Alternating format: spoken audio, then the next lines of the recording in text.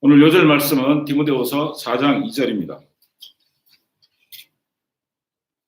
디모데후서 4장 2절 말씀을 한 목소리로 같이 읽어보겠습니다.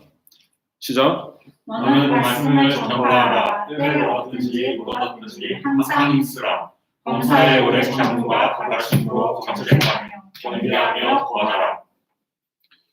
디모데후서 4장 말씀은 사도 바울의 유언적인 명령과 권면을 기록하고 있습니다. 사도 바울은 4장에서 강력한 권고를 디모데에게 합니다. 오늘 말씀은 마태복음과 마가복음과 누가복음과 사도행전에서 예수님께서 말씀하신 지상명령에 부합하는 것입니다. 예수님께서는 땅끝까지 이르러 예수님의 증인이 되라고 하셨습니다. 예수님께서는 모든 민족으로 제자 삼으라고 하셨습니다. 증인되는 것과 제자 삼는 것은 모두 말씀을 전하여서 이루어지는 것입니다. 우리가 오늘 말씀을 통하여 말세에 우리가 해야 할 일을 깊이 영접하기를 기도합니다. 다 함께 1절을 보십시오. 하나님 앞과 살아있는 자와 죽은 자를 심판하실 그리스도 예수 앞에서 그가 나타나실 것과 그의 나라를 두고 엄히 명하노니. 사도 바울은 명령에 앞서서 명령의 근거를 먼저 제시합니다. 하나님 앞과 살아있는 자와 죽은 자를 심판하실 그리스도 예수 앞에서 하는 명령입니다. 예수님의 나타나실 것과 그의 나라를 두고 하는 명령입니다. 하나님께서는 살아계신 창조주이십니다.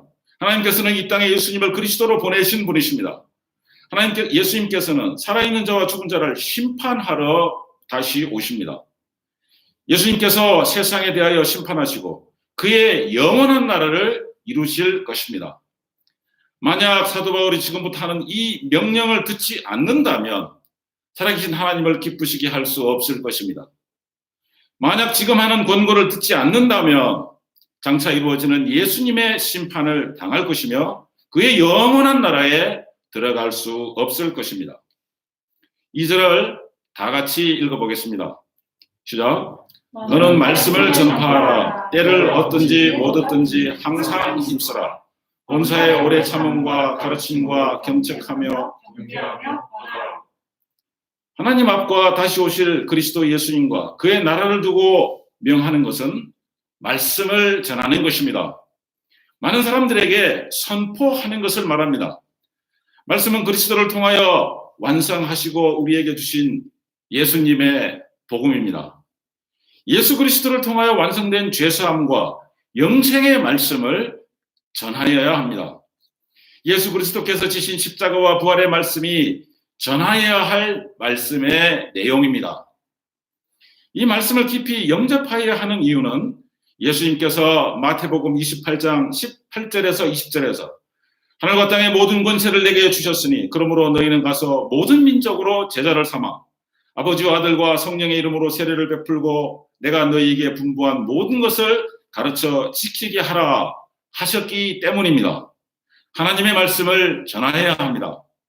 이 말씀에 순종하여야 하는 이유는 예수님께서 마가복음 6장 15절에서 또 이르시되 너희는 온 천하에 다니며 만민에게 복음을 전파하라 하셨기 때문입니다. 예수님께서 완성하신 복음을 우리는 온 천하에 전하여야 합니다. 이 말씀을 들어도 되고 안 들어도 되는 것이 아니라 꼭 듣고 순종해야 하는 근거는 사도행전 1장 8절에서 예수님께서 오직 성령이 너희에게 임하시면 너희가 권능을 받고 예루살렘과 온 유대와 사마리아와 땅끝까지 이르러 내 증인이 되리라 말씀하셨기 때문입니다. 이 말씀에 순종하여 말씀을 전하면 하나님께서 기뻐하시는 생명 역사가 일어납니다. 로마서 10장 13, 14절에는 기록하였습니다. 누구든지 주의 이름을 부르는 자는 구원을 받으리라. 그런즉 그들이 믿지 아니하는 일을 어찌 부르리요? 듣지도 못한 일을 어찌 믿으리요? 전파하는 자가 없이 어찌 들으리요? 아름다운 예수님의 말씀을 전하는 자가 있을 때 사람이 듣고 구원을 얻습니다. 욕망을 제어하지 못하며 파멸로 가는 사람들이 그리스도의 나라에 들어와 구원 얻는 것이 말씀 전하는 사람을 통하여 이루어집니다. 고린도전서 1장 21절은 기록하였습니다. 하나님의 지혜에 있어서는 이 세상이 자기 지혜로 하나님을 알지 못하므로 하나님께서 전도에 미련한 것으로 믿는 자들을 구원하시기를 기뻐하셨도다. 세상은 세상 풍조에 물들어 마음에 원하는 대로 사는 것이 견고하게 자리 잡았기 때문에 구원 진리를 스스로 깨닫기 어렵습니다. 우리 시대의 석학이라고 하는 유명한 박사님은 성경 전체를 3번 읽었다고 합니다. 궁금해서 읽었고 기독교 사상을 지식적으로 분석하려고 읽었습니다. 하지만 그는 구원을 알지 못하였습니다. 그러다가 자기의 딸이 전해주는 복음을 통하여 듣고 비로소 구원의 은혜를 얻고 주 하나님을 찬양하며 살고 있습니다. 하나님께서는 말씀 전하는 사람을 통하여 구원과 생명의 역사가 일어나게 하십니다. 이렇게 귀한 생명의 말씀은 언제 전할 수 있습니까? 때를 얻든지 못 얻든지 전하여야 합니다. 기회가 주어지든지 주어지지 않든지, 조건이 좋든지 조건이 좋지 않든지 전하여야 합니다. 기회가 주어지고 조건이 좋을 때 말씀을 힘껏 전하여야 합니다. 기회가 주어지지 않고 조건이 좋지 않을 때에도 말씀을 전하고자 전할 길을 모색하여 전하여야 합니다. 말씀 전파는 절대적이며 말씀 전파의 때는 언제든지 이어야 합니다. 길이 없으면 길을 만들어서 전하여야 합니다. 길이 막히면 새로 길을 내서 전하여야 합니다. 말씀을 전할 때 어떻게 전하여야 합니까? 범사의 오래 참음과 가르침으로 경책하며 경계하며 구원하며 전해야 합니다. 여기서 경책이란 드러내다, 폭로하다 이런 의미를 가지고 있습니다. 죄가 죄로 나타나게 하는 것을 경책이라고 하는 것입니다. 말씀을 전하여 죄가 죄로 나타나게 하여야 합니다. 경계는 비난하다, 꾸짖다는 의미입니다. 죄가 죄로 드러나게 하는 데에서 그치면 안 됩니다. 죄는 반드시 책임과 대가가 따른다는 것을 알려주어야 합니다. 죄를 그치지 않거나 죄를 앞으로도 계속 할 경우 그에 합당한 징계가 있음을 알려주어야 합니다. 죄를 본인이 심각한 문제라고 자각하게 해주는 것입니다. 이것을 자기 주장으로 하지 말고 성경 말씀으로 하여야 합니다. 권한다는 것은 낙심하지 말고 죄에서 벗어나 옳은 일을 하도록 격려하는 것입니다. 성경 말씀은 죄를 깨닫고 진심으로 회개하는 자들에게 주시는 하나님의 자비와 긍휼로 가득 차 있습니다. 이 성경 말씀을 희망과 기쁨의 복음으로 전하는 것입니다. 말씀은 단순하게 전하여야 합니다. 그러면서 오래 참으며 전하여야 합니다. 말씀은 쉽게 전하여야 합니다. 그러나 죄에 대해서 분명하여야 합니다. 예수님 말씀은 심령의 은혜가 되도록 전하여야 합니다. 그렇지만 날카롭게 내면에 파고들어 죄를 몰아내도록 전하여야 합니다. 말씀에 기록된 심판과 하나님의 진노하심을 그대로 전하여야 합니다. 그와 함께 우리가 회개하는 것을 하나님께서 기뻐하신다는 것도 전하고 하나님의 자비와 긍휼에 들어오도록 위로하며 권하여야 합니다. 말씀 전하는 목자는 사람에 대한 깊은 이해로 문제를 분별할 줄 알고 양들을 인격적으로 돕는 섬세함이 필요합니다. 너는 말씀을 전파하라. 이 말씀에 순종할 때 하나님의 상급이 있습니다. 다니엘서 12장 3절에는 이렇게 기록하였습니다.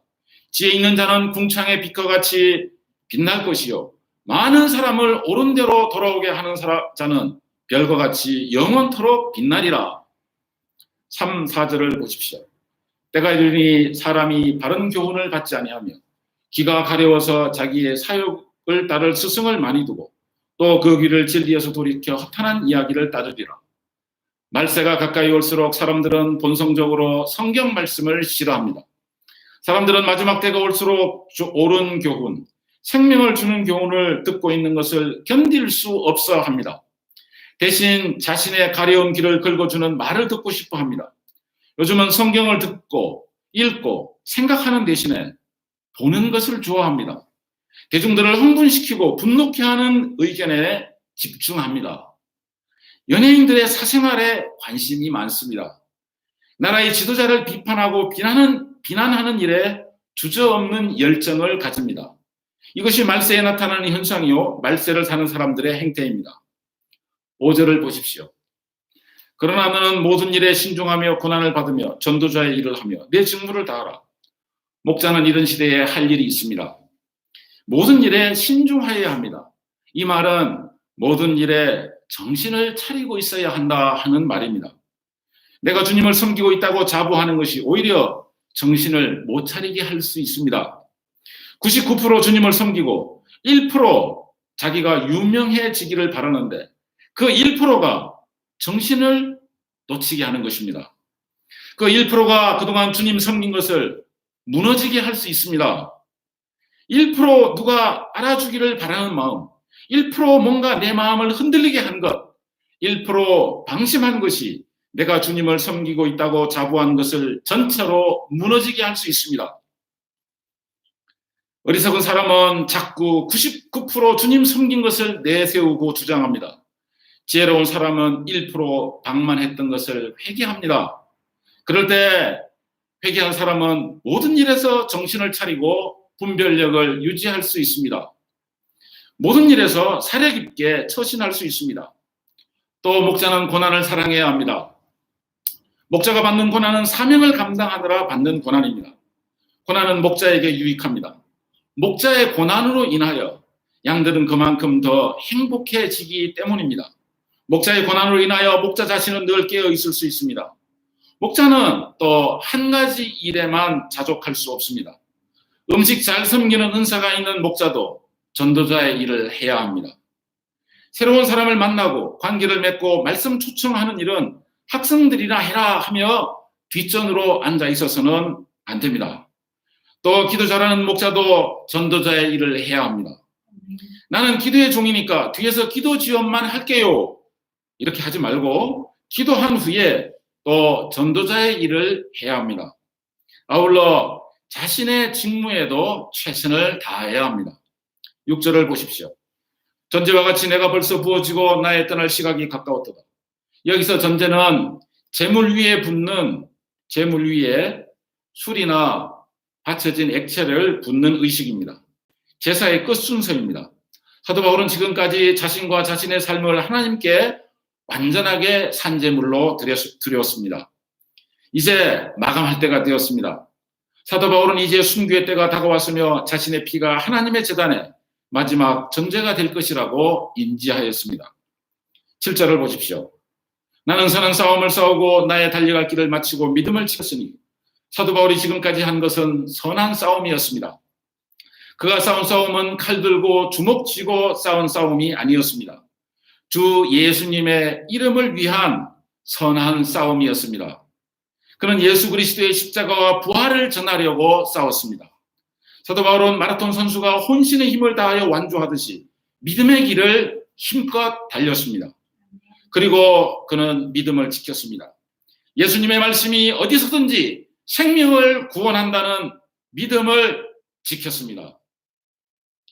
하나님께서 예수님을 온 세상을 구원하는 메시아로 보내신 것을 굳게 믿었고 이방인의 사도로 부르신 부르심에 대한 믿음을 굳게 지켰으며 예수님께서 각지의 교회를 반드시 지켜주실 것이라고 믿고 흔들리지 않았습니다. 8절을 보십시오. 이제후로는 나를 위하여 의의 면류관이 예비되었으므로 주 곧 의로우신 재판장이 그날에 내게 주실 것이며 내게만 아니라 주의 나타나심을 사모하는 모든 자에게니라. 사도 바울이 선한 싸움을 싸우고 달려갈 길을 힘껏 달리고 믿음을 지킨 것은 예수님께서 의의 면류관을 예비하셨음을 알기 때문이었습니다. 사도 바울은 자신뿐 아니라 누구든지 주와 복음을 위하여 믿음의 선한 싸움을 싸우는 사람은 그를 위하여 주 예수님께서 의의 면류관을 주신다는 것을 확실히 믿었습니다. 그는 예수님께서 온 세상을 심판하러 다시 오실 것을 굳게 믿었으며 믿음을 지키고 선한 싸움을 싸우며 믿음의 경주를 하는 모든 사람들에게 영광의 면류관을 주신다는 것을 믿고 의심하지 않았습니다. 9절을 보십시오. 바울은 마지막으로 디모에게 로마로 건너오라고 권합니다. 13절을 보십시오. 올 때 겉옷과 성경도 같이 가져오라고 합니다. 바울은 삶의 마지막 순간까지 성경 말씀을 사랑합니다. 사도 바울은 디모데를 직접 만나 사랑의 교제를 나누고 이제 자기의 모든 것을 그에게 위임시켜 주려고 합니다. 10절과 11절을 보십시오. 핍박과 고난을 끝까지 견디지 못한 사람들도 많았습니다. 그렇지만 누가가 같이 끝까지 함께 해주는 신실한 동역자로 있었습니다. 목자의 길은 이런 것입니다. 고난을 만나 견디지 못하는 사람들도 지켜보아야 합니다. 그러다 보면 고난과 어려움 속에서 함께 해주는 동역자도 주님께서 세워주십니다. 사도 바울은 디모데에게 마가도 데리고 오라고 합니다. 마가는 원래 예전에 선교 여행을 하다가 어려울 때 함께 하지 않았던 전력을 가지고 있습니다. 그 일 때문에 바울과 바나바는 의견 충돌을 벌이기도 하였습니다. 그런 갈등은 오래 가지 않았습니다. 예수님을 섬기는 충성하는 사람들은 예수 안에서 다시 화합하고 동역하는 것입니다. 14절에서 16절을 보십시오. 알렉산더는 배교하였을 뿐 아니라 사도 바울의 재판에 불리한 증언을 거짓으로 한 사람이었습니다. 알렉산더는 예수님과 예수님의 교회에 지대한 피해를 입힌 사람입니다. 사도 바울은 알렉산더와 같은 사람에 대하여 원한 맺힌 저주를 하지 않습니다. 그들에 대한 심판을 주님의 손에 맡깁니다. 17, 18절을 보십시오. 사도 바울이 이렇게 할 수 있는 것은 주 예수님께서 곁에 오셔서 도우시기 때문입니다. 예수님께서는 사도 바울이 어렵고 힘들 때 항상 곁에 오셔서 사도 바울을 도와주셨습니다. 2차 선교 여행 때 고린도에서 그러하였습니다. 바울이 예루살렘에 갔다가 유대인들이 돌로 치려 하여 급히 로마 천부장이 로마군 진지로 데리고 들어갔을 때 역시 예수님께서 바울에게 함께 하시며 힘주셨습니다. 바울이 로마로 가던 중 배가 파선하기 전에도 예수님께서는 바울 곁에 오셨습니다. 지금 외롭게 로마에서 재판받고 누가 외에는 사람들이 다 떠났을 때에도 예수님께서는 바울에게 오셔서 바울을 힘주시고 계셨습니다. 예수님을 만난 사람은 사람들에게 상처받지 않습니다. 예수님을 굳게 의지하는 사람은 사람에게 원한을 품지 않습니다.